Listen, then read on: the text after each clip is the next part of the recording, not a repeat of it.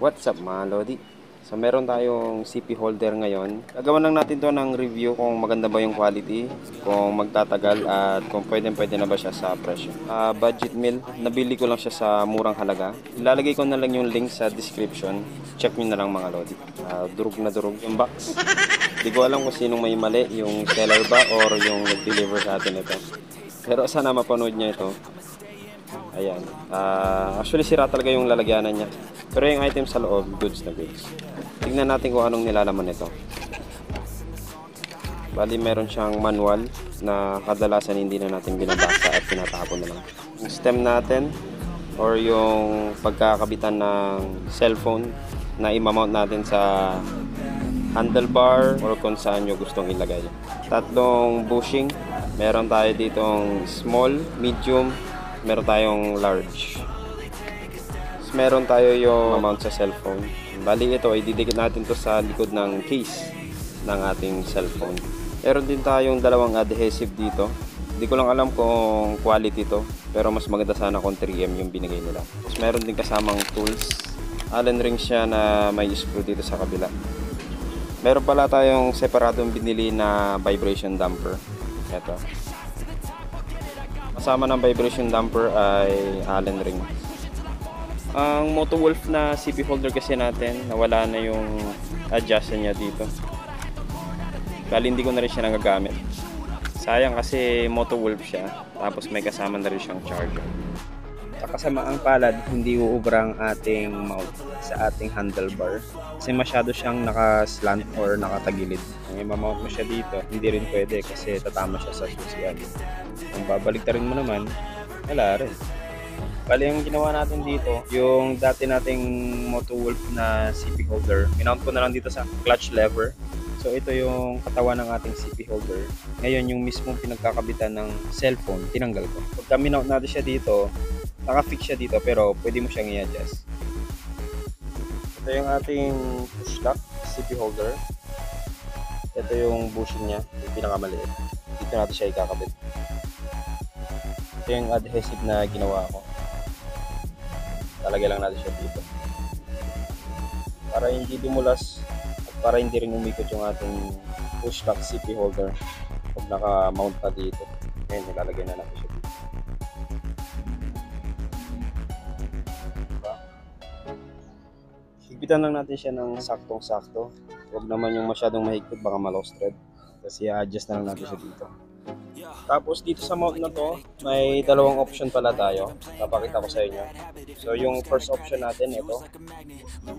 Option 2 na sinasabi ko, rekta siya dito sa mount na to. Tatanggalin niya lang tong mount na to.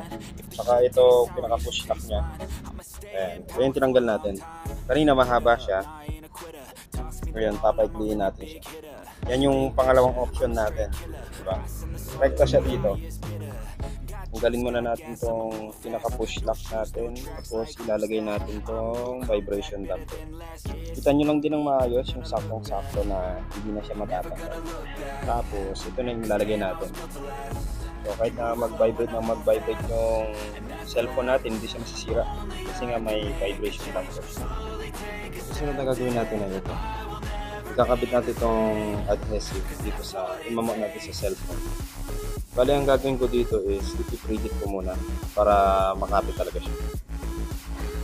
Saktong-sakto lang na maiinitan siya. Ngayon, ilalagay na natin siya dito sa ating cellphone mount. Pakadiin nyo lang para makapit talaga siya. Pag nagbubbles na yung adhesive, ibig sabihin pwede na siya. So, ayan, nagbubbles na siya. Nakabitan natin siya dito. Pakadiin nyo lang na maayos. Mukha naman siyang nakasentro.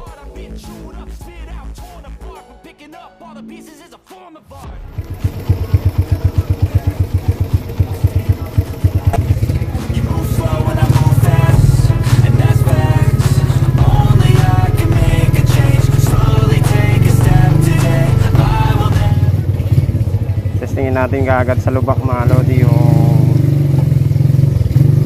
push lock CP holder natin.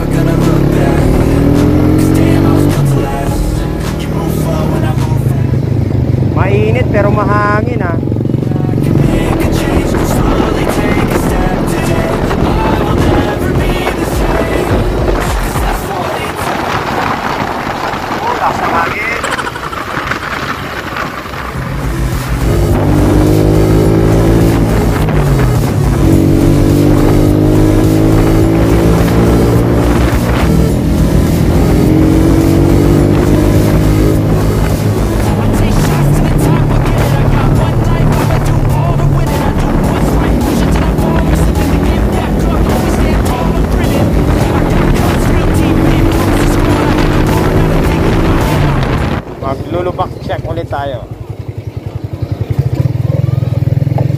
Okay. Hop.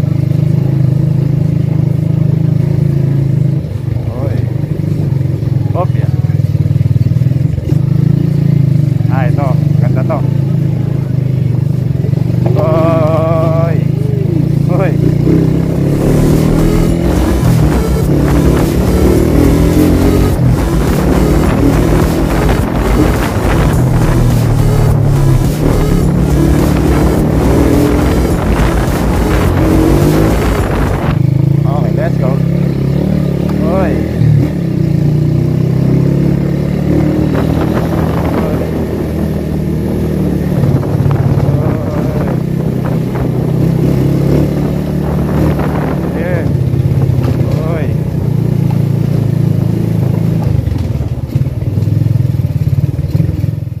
At ayun na nga yung ating review.